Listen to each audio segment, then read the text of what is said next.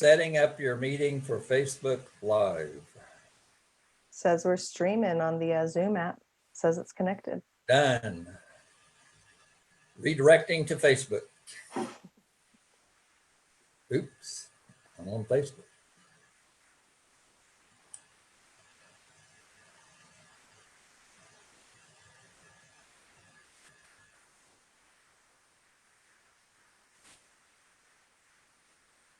All right. Oops. I'm back. Live on Facebook. Trying to keep this screen up here. I'm afraid if I hit the X. Well, you are live on Facebook and you are totally live with us. So I think you got it. All right. My name is Dave Bass. I'm a veteran of the U.S. Army. I served for 25 years. I founded Texas Veterans for Medical Marijuana in 2014. And we're not an organization. We are a group of veterans with a message. And our message is cannabis is good medicine.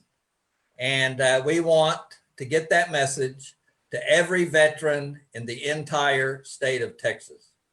We don't have a board. We don't have bylaws. You can't purchase a membership in Texas Veterans for Medical Marijuana. We're just veterans who believe that Texas needs a medical marijuana program. And our goal is to establish that in 2021 during the 87th Texas Legislature. And today we have Jack Finkel, the Executive Director of Texas NORML and Foundation for Informed Texas, to talk to us about that. And our co-host is Jason Walker, who lives right down the street from me. And Jason is a career NCO and combat veteran. And he's going to be co-hosting our Zoom events. And our goal is to have these events every 1 or 2 weeks leading up to the legislative session and during the legislative session to keep veterans in Texas informed about marijuana legislation. Specifically, we're focused on a whole plant medical marijuana program in Texas that establishes legal grow operations licensed by the state, dispensaries licensed by the state, and gives veterans and patients and caregivers the right to grow our own medicine. And we're going to keep working until we accomplish those goals, because we know that veterans in Texas, patients in Texas, caregivers in Texas support having a medical marijuana program. And this is a bipartisan issue in Texas, which Jax can talk about. So first, I want to go to Jason Walker. Jason, as I said, is a career Army NCO who, just like me, after he retired, found that cannabis is good medicine, just like we tell every veteran. And so, Jason, if you can talk to us a little bit about how you found cannabis as good medicine. And then Jason has relatives, family members in Oklahoma who are involved in the medical marijuana program in Oklahoma, in the dispensaries, in the grow operations, in the legal framework that Oklahoma has set up. And so we're going to ask Jason to tell us a little bit about the Oklahoma program and what Texas can learn from Oklahoma. So send it over to you, Jason. Hey, thank you, Dave. Yeah, my name is Jason Walker. I was in the Army for 20 years. I found cannabis after I had a quarrel with pharmaceuticals that I was given in the military, had suicide attempts, and then I had a battle buddy that I knew for 20 years that recommended cannabis to me for my nightmares, and it was a game changer, and it worked, and it helped me to get off of all the medications that I was on. I was on 10 different pharmaceuticals, and cannabis is my only medication that I use for my PTSD. And I've been using it since 2017, and I've been out the Army since 2017. So I founded it very shortly after I got out, about 3 months afterwards. Well, I met Jason, I think we met either right before or just when the legislative session started, the 86th Texas Legislature. And Jason lives close to me here. And so we started hanging out. And when the legislature kicked off, Jason and I was driving back and forth very often to the legislative session. How was that, Jason? What did you learn there? Man, well, I really had no idea how Texas politics worked. I don't know if I'm not going to speculate to other people, but I was real ignorant, and I was just wondering, you know, why couldn't we use a ballot initiative and get marijuana legalized medically, adult use here in Texas? And then I came to the foul realization that that's not how it works here in Texas. And that was through the help of, you know, Texas NORML, a lot of the other vets, and just, you know, speaking with the politicians.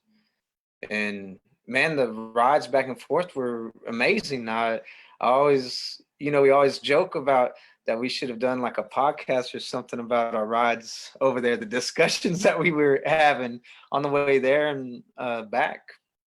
Dave's full of all these historical events. He's got them all stored up in his head. Like he sees a spot and he's got a story to tell you.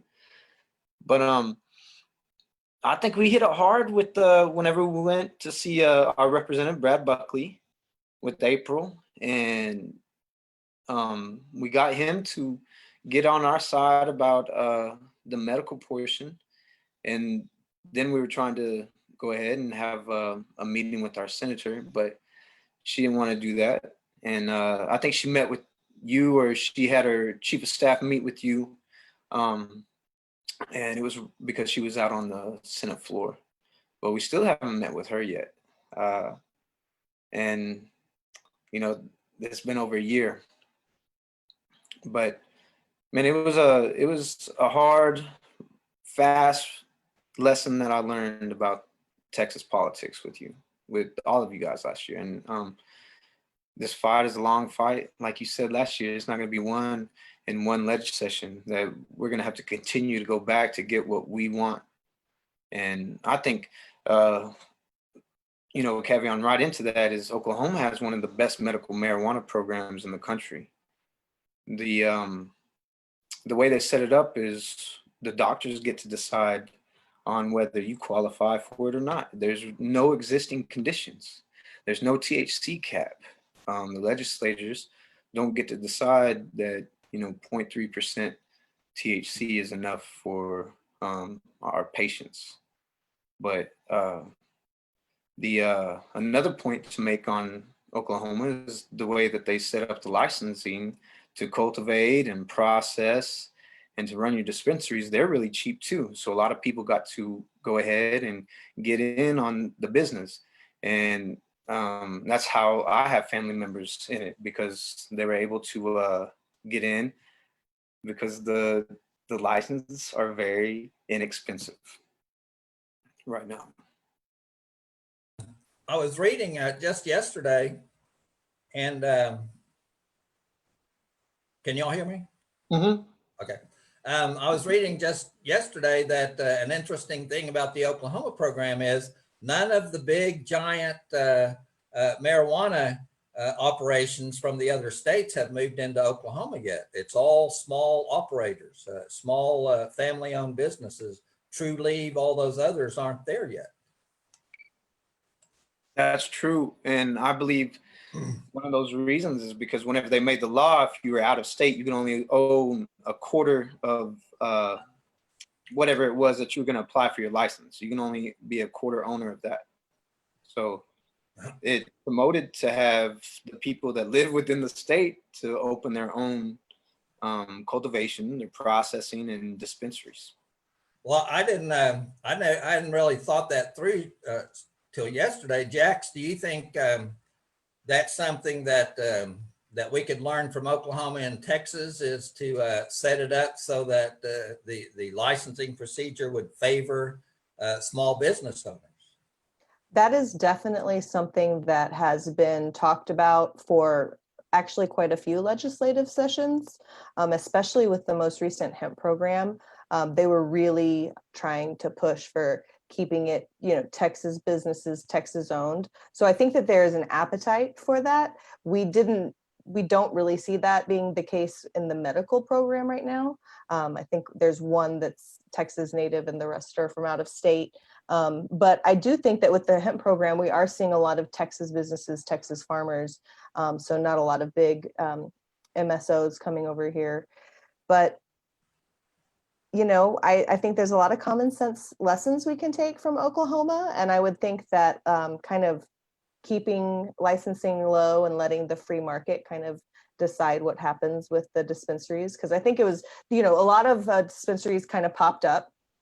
And now they're kind of like the good ones are rising to the top, and the less wonderful ones are kind of going out of business. But I do think that that will take some time to see that in Texas, because we have to wait till January to even start the legislative session. So that's at least 6 months that we're going to have to wait. But hopefully, with a lot of the changing attitudes that are coming about and a lot of the conversation about some of the budgetary issues that we're going to have, I hope that they're going to be a lot more open to, making sure that Texas businesses are thriving and making sure that it's an even playing field for people.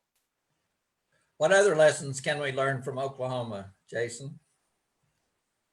Well, for the patients, the applying for it is not a hard process. You find a doctor and you go ahead. Some of the doctors now for veterans and things like that, if you're a disabled vet, I know there's a couple of doctors that they don't make you pay, they'll waive that fee for you to get your recommendation.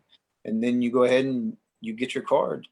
And the town that I grew up in, it's a very small town, and there's more than one dispensary there, and there's been more than one dispensary there since the beginning. And there's a couple of them that are thriving, and there's a couple of them that are not thriving as much as the others. The product that is being grown there is phenomenal, and I knew it wouldn't take very long.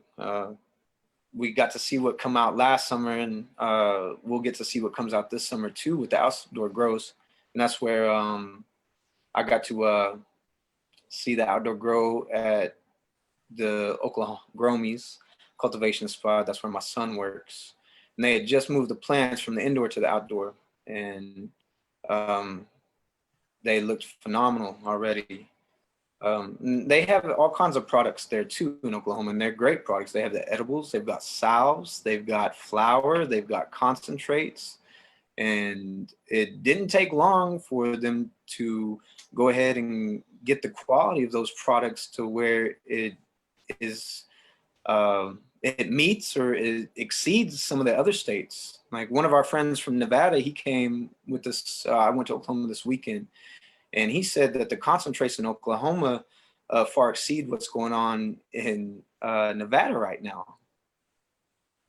So I know that they're doing that correctly. I know the flour is being grown very well, and the concentrates and the edibles there, it's all great products. The quality is really good right now.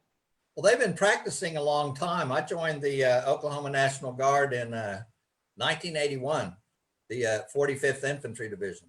And I was a infantry soldier in the first of the 279th Infantry Combat Support Company in Tulsa, Oklahoma. And in 1982, in the summer, we were going to do our weekend drill. And the commander said, we have a mission to do this weekend. And so we're like, what's the mission? And he said, we're going to go destroy a marijuana field. And we were like, what? He's like, yeah. He said it's going to be a tactical operations, and he gave us the op order, 5-paragraph op order, and we piled into of course, we're all in our gear, military gear, and we piled into the Jeeps, because in 1982 we still had Jeeps, and I can't remember what little town it was, but we drove way the hell out into the Oklahoma countryside, and drove through the woods and came to this gigantic field of marijuana. Gigantic, man. I mean, the plants were taller than me, and somewhere I have pics of this. I'm gonna have to find these pics. And and we chopped down all those marijuana plants and piled them up and threw kerosene on them and burned them. I mean, it was this huge, gigantic field. I was a ROTC cadet at the time, so I didn't have to actually do any physical labor, thank God. but the other guys were out there chopping it down with machetes. They issued them machetes to do the job, and they chopped that whole field down, and we burned it with kerosene. And some of the National Guardsmen was stuffing it into their pockets and their ammo cases as much as they could, and nobody really cared. But most of it got burned. And so we've come a long way in Oklahoma since 1982, when I was down there eradicating the marijuana crops myself personally. Those are those stories that I'm talking about that I was hearing on the way to Austin, like those hour-long rides. Yeah. Those are So yeah, man, I know all about the eradicating marijuana in Oklahoma. So it kind of come around full circle. But hey, man, that's how it was in Oklahoma. It was reefer madness. Well, what does your family do in the marijuana industry specifically? just cultivation. Yeah. And processing is in the works. They got their kitchen addition being added on, and the cultivation is in a small town near Granite, Oklahoma, Quartz Mountain. Well, Jax, the 87th Texas Legislature convenes on January 12th. Jason and I and all the veterans in Texas who believe in medical cannabis will be ready to show up at the Capitol to lobby for marijuana bills. And so my 3 questions for Jax are the primary elections just finished. What was significant about the outcome of those that might affect our work in 2021? What bills, marijuana reform bills, are you looking forward to in 2021? And what should we be doing right now to prepare for the legislative session? All right. Well, I'll start with the primary runoffs. So, primaries were back in March, but a few of them had to go to runoff elections because there wasn't a majority reached, right? And so at the federal level, the US Senator on the Democratic side, that candidate was one of those that went into a runoff, and it was Royce West and MJ Hagar. You probably know of MJ Hagar. She's a veteran, and she's been a candidate. I think this is her second time, or is it her third? Second. She ran against John Carter and only lost by 3 percentage points. Yes. She came real close to knocking Carter off, and he's a prohibitionist. Yes, and now she's running against John Cornyn. So another John, different last name, Cornyn, and he has stood in the way of change. He has very interesting replies to his constituent emails and letters, because a lot of times people will share their responses to us so that we know, like what is their issue, what are their talking points, so that we can refute that, right? So let me just give you a little tidbit, a little tasting here. So John Cornyn says that he needs more research, and that regular use of marijuana has been associated with psychiatric and neurodegenerative disorders, as well as risking developing a dependence. So, no. I'm going to vote for MJ. if we're going MJ, based on cannabis, let's just say she's a much better candidate on that. And MJ was wounded during her service in the combat zone, and during the debates with her opponent, they were asked if they had ever used marijuana, and they both affirmed that they both used marijuana and they both support legalizing marijuana at the federal level. Right, which is quite contrary to Cornyn's quite frankly, non-scientific response, because we actually know that cannabis, while some people do have a problem with cannabis, so let's, acknowledge that caveat, cannabis usually is very helpful for neurodegenerative disorders. And in fact, it's an explicitly defined condition in the Texas Compassionate Use Program. So not a win on that one, Cornyn. All right, so and I just read today that the Democratic National Committee is going to give MJ $1 million for her campaign. So they're going all in to try to knock Cornyn off. I've read a little bit that there's a lot of Democratic funding going on right now in Texas. Because let me clarify that Texas Veterans for Medical Marijuana, we're not Democrats or Republicans or Libertarians or Green Party.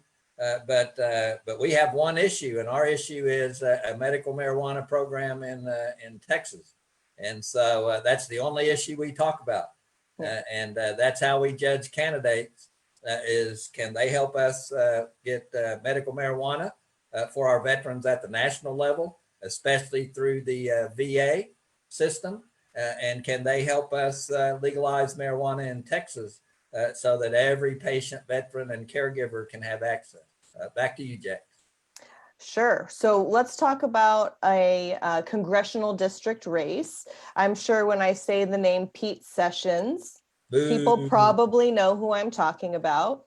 He single-handedly blocked quite a few cannabis boasts about veterans, about, states' rights, anything that came. I believe it was the Appropriations Committee he was on. I might be wrong on that, but he would stop all of it. Well, back in 2018, he was the representative in congressional district up in the DFW area, and he actually lost his race to Colin Allred, I believe is his name. Allred. Yeah. And so Pete's come back, and now Pete is running in the Waco area for Congressional District 17.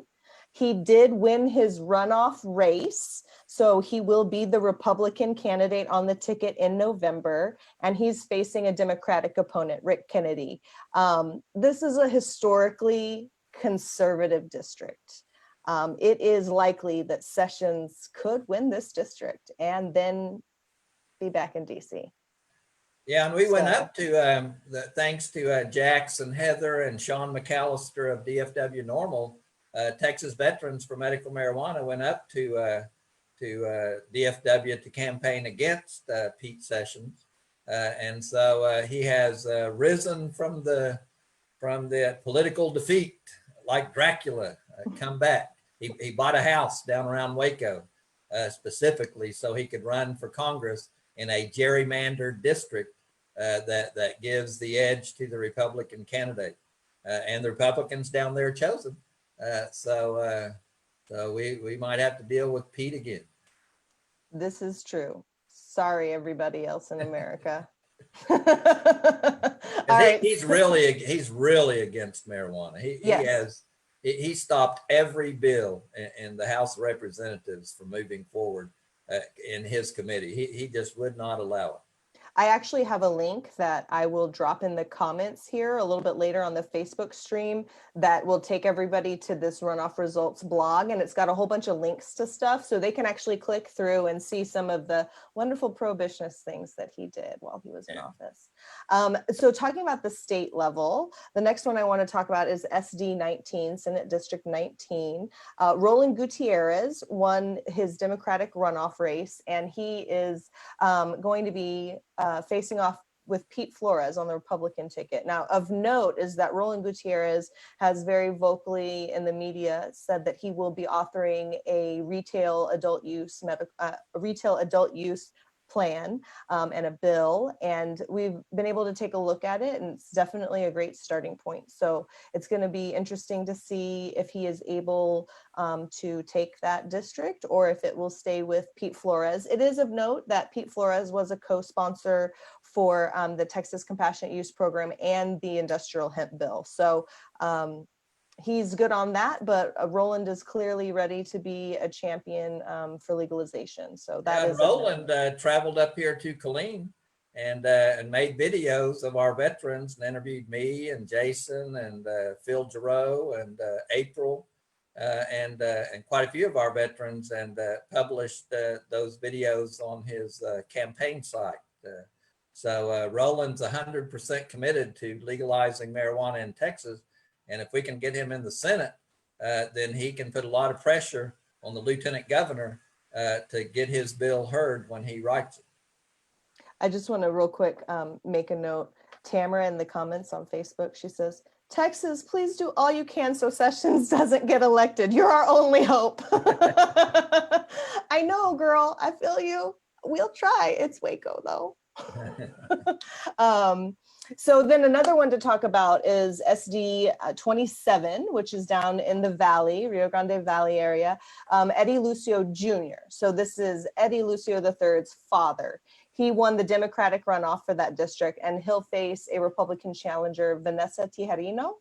It's of note that Lucio was a sponsor for the medical cannabis bill and also voted yes on industrial hemp. We don't really know Tijerina's position. So hopefully when we have the general election version of the voter guide, she'll be able to give us a statement as to her position one way or another so that people can evaluate that. And I'll put a link to the voter guide page so that people can bookmark it. And when the elections come up, we'll have a new one. I believe it's end of September, beginning of October-ish time coming out.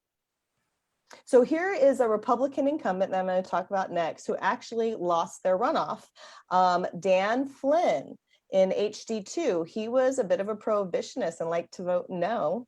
And he lost his runoff race to Brian, let me see if I can say this right, Slatton, I think it is, or Slayton maybe. Flynn was a consistent no on medical cannabis, no on decriminalization. We don't know Slatton's position yet, so hopefully we'll be able to have some conversations with him and find out a little bit more about what his interests are and report back to you guys. And they will be facing off with Bill Brannon for the Democrat on the Democratic side. Now, it's also of note that the Libertarians just finished their convention process, and so they'll have all their candidates' names. So once we get to the general election guide, we will be able to include all of the Libertarians as well. I don't think that there are any Green parties running, and I didn't see any independents. But if there are any, we will make sure to include them because we want to hear from all of the different candidates. Well, I'm an independent voter, and I voted for my first Libertarian candidate last election during the governor's race. And the reason I voted for the Libertarian candidate was because the Libertarian candidate for governor, Mark Tippett, said that he totally 100% supported a whole plant medical marijuana program in Texas. And Mark came and spoke at our Texas Veterans for Medical Marijuana conference at the Capitol prior to the 86 Texas Legislature that Texas NORML helps us put on. And so I have voted for many Democrats and many Republicans, but I was proud last governor's election to vote for Mark Tippett, the Libertarian candidate, because he was the only candidate of the three who fully, without any qualifications, supported a medical marijuana program in Texas. Yeah, no ifs, ands, or buts. Let's do it, right? Right. Okay, so HD 45, this is kind of like the Dripping Springs area of Texas.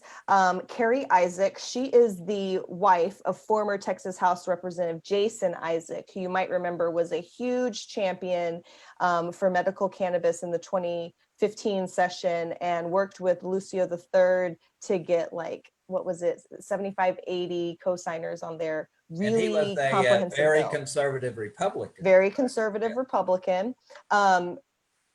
whenever he left office, the district was taken by a Democrat, Erin Zwiner, and she's the incumbent right now.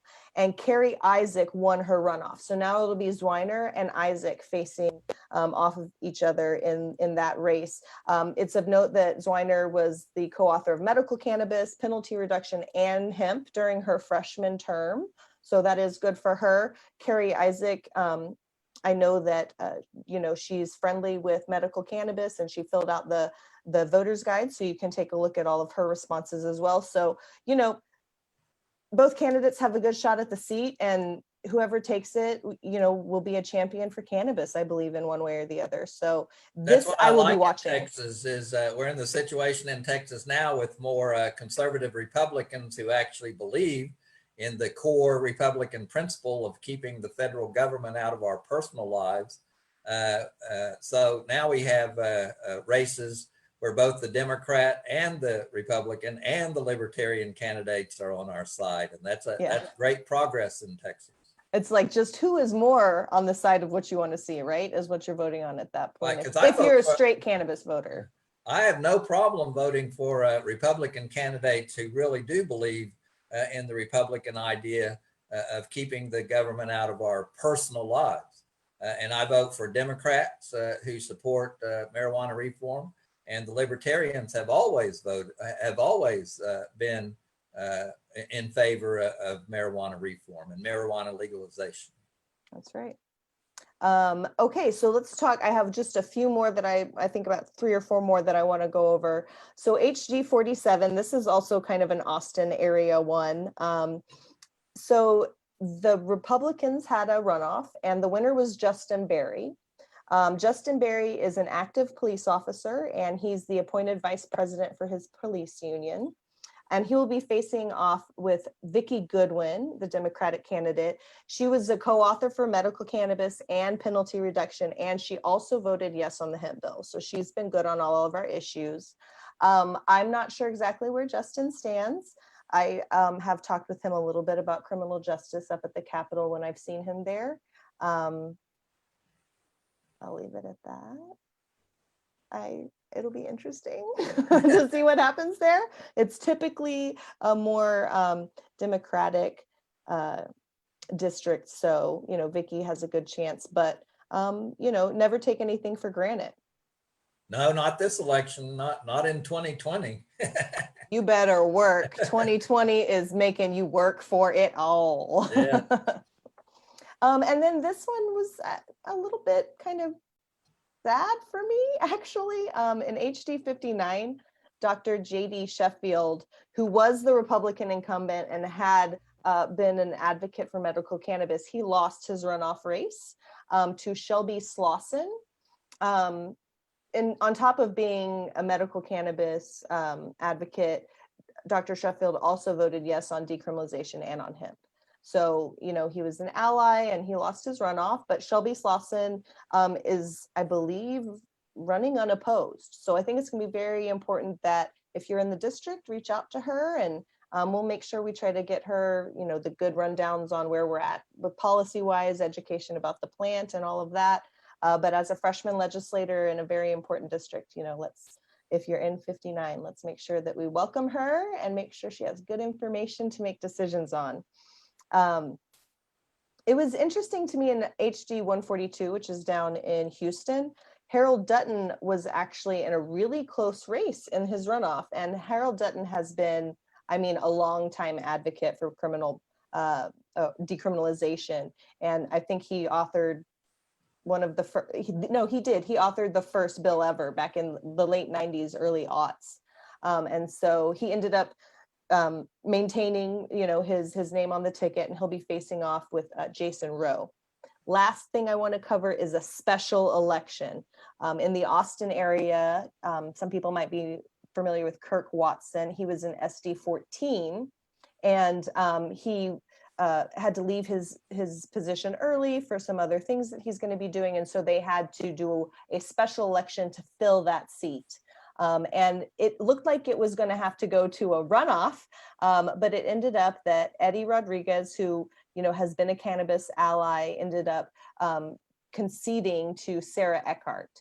who is a judge, a Travis County judge. She actually came and participated on our candidate for the Texas NORML candidate forum that we held in, oh, I don't know, Blur's Day. I don't even know what today is. It's fine. it's 2020. Good luck figuring out. The last candidate forum she participated in. So she will be serving the remainder of Kirk Watson's term. So she will be in that seat until 2022. So she had some great responses, and I hope that she will, in addition to her words, follow through with actions and have some good policy ideas in the Senate for us. So that's my brief rundown. It wasn't that brief of the interesting primary results that I thought were very interesting. Now, those are very significant. So hopefully the people that live in those districts are being involved in the election and talking to those candidates. So you had 3 questions, and so the second talked about one for a long time. What significant bills do you believe that we can look forward to during the 87th Texas Legislature, and which legislators do you anticipate will author those bills? Well, I mean, I don't want to name too many names about who's talking about what, because things do change. But, we talked about Roland Gutierrez is talking about authoring stuff. Joe Moody has come out and said that he will be authoring something about adult use as well. So I think we'll see some of the usual suspects. I think we will also see some unusual suspects coming forward to support these initiatives and bills that are coming up. Initiatives, not the right word, bills. We don't have initiatives, as Jason pointed out. We will take the initiative to lobby. We will, yes. we will take the initiative. But I have been having, meetings with a lot of organizations talking about social equity, criminal justice, and that angle. That I think that is going to be a more significant conversation than it has been in past years. I'm not sure how far it will go, but there is a lot of conversation about that. Medical access, making sure that the program continues to be more inclusive. We've got to change that THC cap. And I know that there are quite a few people who are talking about it.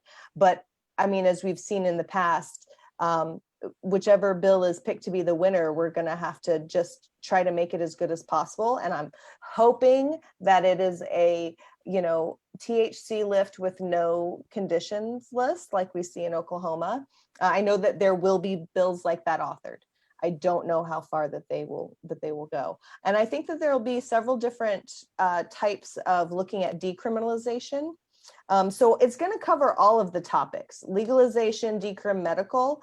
And I think some will be a lot more forward thinking than others. And so it's going to be really important that we start reaching out to our legislators now to let them know, what we want from them. And especially talking about the budget. I know a lot of legislators are really concerned about the budget. The comptroller came out talking about, $4.6 billion deficit that we're looking at. And, how do we make up that funding? How do you do that? Well, one way that you can do that is stop arresting people for marijuana.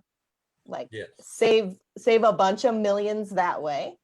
And then there's been some reports that, between a real reasonable tax rate and licensing fee structures, that in theory, Texas could bring in $1 billion every biennium on an adult use market. And that's kind of conservative, I guess, from the people who have evaluated it. So looking at that as a budgetary item, it's not a solo fix. It doesn't fix everything, but dang, that's like a fifth of what you need, right? In theory. So I think that is going, the things that are happening in our society right now and in our economy right now are going to have direct impacts, I believe, in the legislative session. More things could happen between now and then that could totally change, the face of what we're looking at. But as of right now, I do think that it is going to create a lot of pressure surrounding that. I also wonder, because of the budgetary issues, will they push some things aside just because they have to focus on that? That is a concern for me. So I think that it's very important that any of the bills that are being proposed and are our priority policies, that we have really well, thought out the budgetary lines and the reports that they put together. That's going to be imperative, because if it costs the state money, they're not going to want to do it, you know? So we have to really figure out all of the financial aspects of each of these different topics. And then just one thing of note that I think will probably be a talking point, this smokable hemp ban, right? It's affecting businesses. It's affecting consumers getting access to, you know, quality tested products, because it can't be manufactured, transported, or sold here. You can possess it, you can consume it, but it's like the invisible ounce that we used to talk about back in the day. So, you know, I think there is a intensely strong possibility of litigation, businesses suing the state potentially. And in this case, I guess it would be Department of State Health Services, because they, you know, crafted that regulation.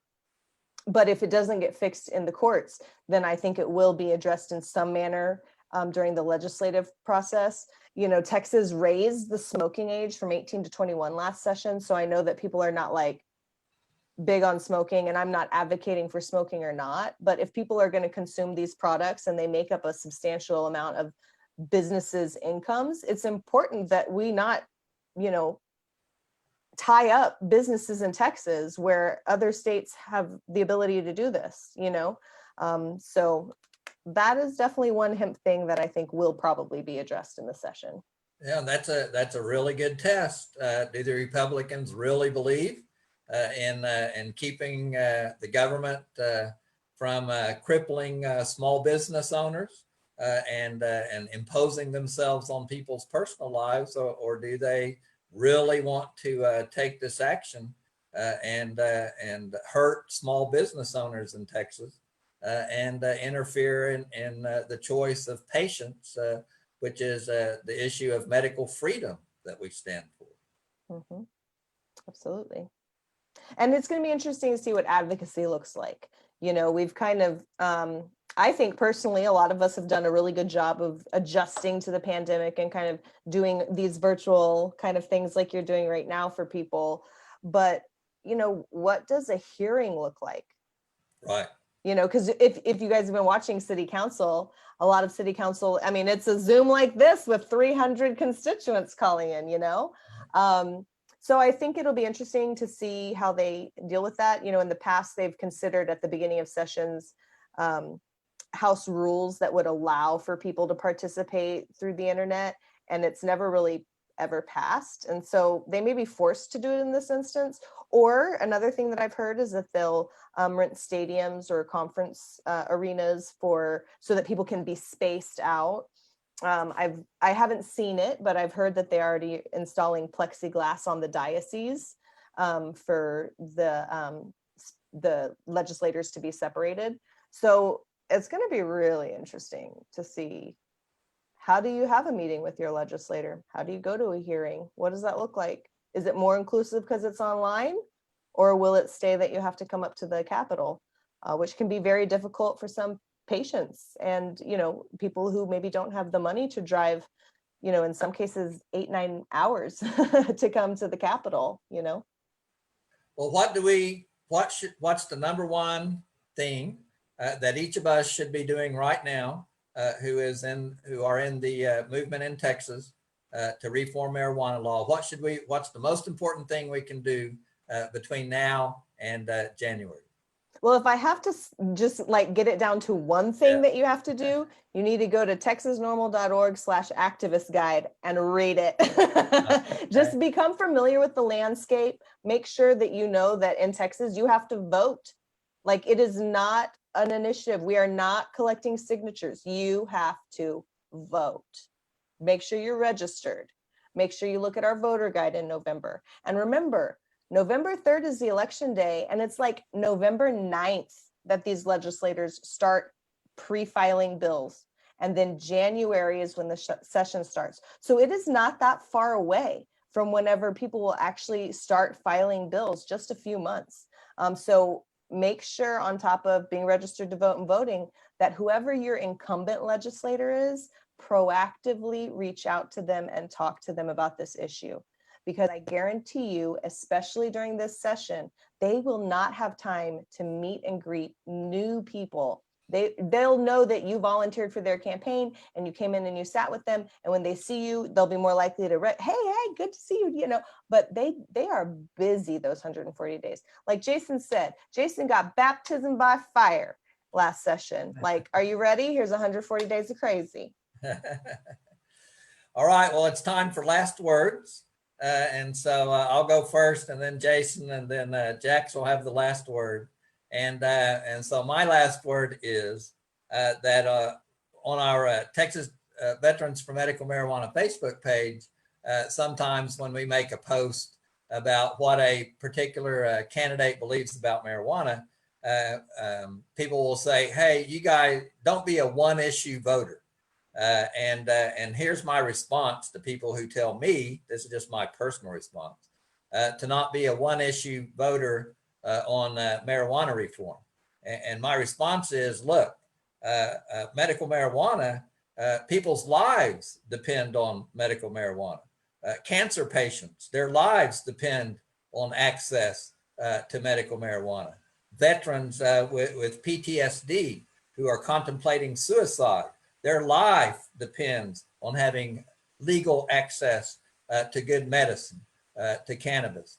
So don't tell me to be a one issue, not to be a one issue voter. I do have one issue, and my one issue is to get medical cannabis for every veteran, patient, and caregiver in Texas, because thousands of people's lives depend on us doing that. So I care about my Second Amendment rights. I care about immigration policy.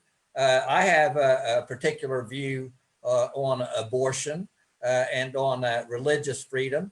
But my number one issue is to get a medical marijuana program in Texas and to allow veterans all over the United States to be able to talk to their doctors at the VA hospitals about medical cannabis and get recommendations to be able to access medical cannabis. That's my goals. So don't tell me not to be a one issue voter. I am a one issue voter, and my issue is medical marijuana. Jason, over to you. Hey, I dig that, Dave, because I read those comments all the time. My little last thing is for the veterans out there. If you're watching this and you haven't been outside today, whenever you get done with this video, why don't you take your shoes off, go outside, walk around in your yard, enjoy some of the sun, maybe stay out there, enjoy the sunset. All right. If you're struggling, know that you're not alone. We all struggle. I've struggled during this time quite a bit. The way that I deal with this is that I go out and I skateboard. I get outside. I have to do something. So I just want to let you guys know that we're still here. We love you guys. Don't struggle alone. Know that you're not alone. Thank you, Jason. Jax, we really appreciate you taking the time to be on this. We're calling this Zoom 1. Jason and I did one previously. It was like a test run with the owner of Go Green Botanicals in New Braunfels. And we had some great conversations about CBD and the CBD business in Texas. And that was our test run. And we got a lot of views for it. And so this is our first Texas Veterans for Medical Marijuana official Zoom event. And you were the appropriate person to be on Zoom number 1 with us. So thank you for taking the time. Thank you. I'm very happy to be here with you guys. And, you know, I think what I've always really taken away from when I get to spend time with the groups of veterans is the camaraderie and the team mentality that you guys have. And so I feel like it's really carried over into a lot of the other work, not only that I do, but that the community does. And I'm very thankful that we have not had like a bunch of infighting like we see in other states, and that we can work together, because we have a lot of work to do. It's not easy to do what we're doing here. It's not easy to be a patient. It's not easy to be someone who's been arrested for cannabis, because it marks you for life. And so I agree with you, Dave, that the work that we're doing isn't one issue. It touches many, many different issues, and it goes across all party lines because it's a plant that our body has a system that it engages with, the endocannabinoid system, and it can help people who are ill, and it is safer than a lot of other alternatives. So the demonization that it's been given is unwarranted. And so I'm really looking forward to both you, Dave, and Jason joining the foundation and Texas Veterans for Medical Marijuana for the conference that we're going to have in October. And I think that that's going to be something that is going to be really educational, not just for veterans, but for all patients and caregivers to participate in, because, you know, we're going to talk about Cannabis 101. We're going to talk about drug interactions. You know, if you are still taking some prescriptions, you know, what are things that you need to be thinking about? We're going to talk about THC as medicine. You know, it's been kind of demonized the most out of all the cannabinoids, and we need to understand that it has benefits. It is helpful. We're going to talk about PTSD, pain, and cannabis. We'll have a doctor speaking to it, and we'll also have a panel on it.